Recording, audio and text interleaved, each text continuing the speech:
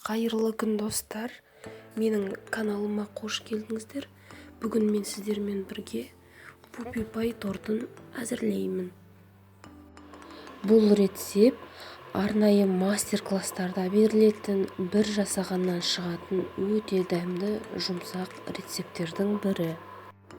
Бөлме температурасында тұрған 4 жұмыртқаға 170 грамм қант салып, жайлап миксерлейміз.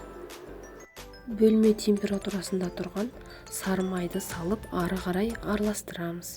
Алдын ала електен өткізілген ұнға 15 грамм разрыхлительді қосып, аз-аздан салып, жайлап араластырамыз.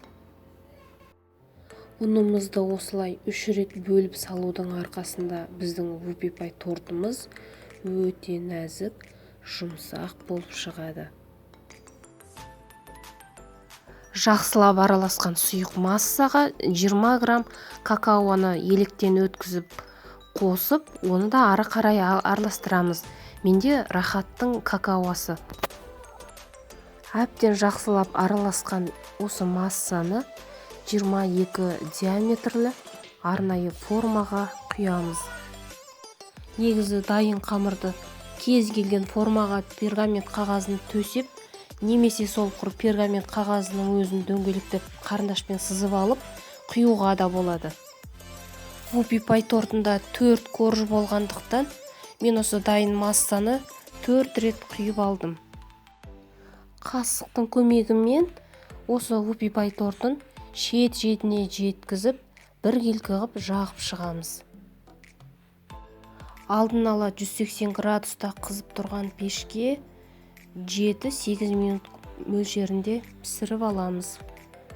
Корж жақсылап суыған соң ғана арнайы формадан пышақтың көмегімен түсіріп аламыз.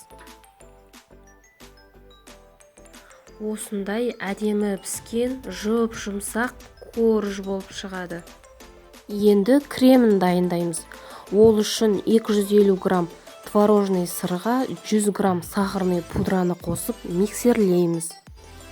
Бір келкі болғанша миксерлеп, енді оның үстіне 500 грамм сливки қосамыз. Менде Чудский озероның сливкиі. Дайын кремді арнайы кондитерлік мешокқа құямыз. Пупи пай тортының насадкасы ол номері 807. Кондитерлік мешокты осындай банкаға немесе осындай терең ыдыстарға салып алған өте ыңғайлы. Енді кремді коржға жағамыз.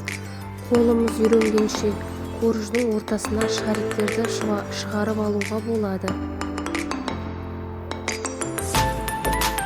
Енді шеттеріне асықпай әдемілеп шариктерді жағып аламыз.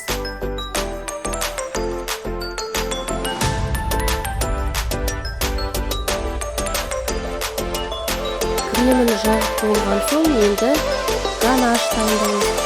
Ол үшін 50 грамм Қазақстан шоколадына 30 грамм сливочный майды қосып, ванияда ерітеміз. Еріген шоколадты 3-4 минутқа суытып, құйғаннан кейін торттың бетіне құямыз. Ыстық күйінде құйса, ол енді ерітіп жіберуі мүмкін. Тортымыз дайын. Торттың бетін өз қалауымыз бойынша безендіреміз. Рецепт ұнаса, каналыма жазыла кет.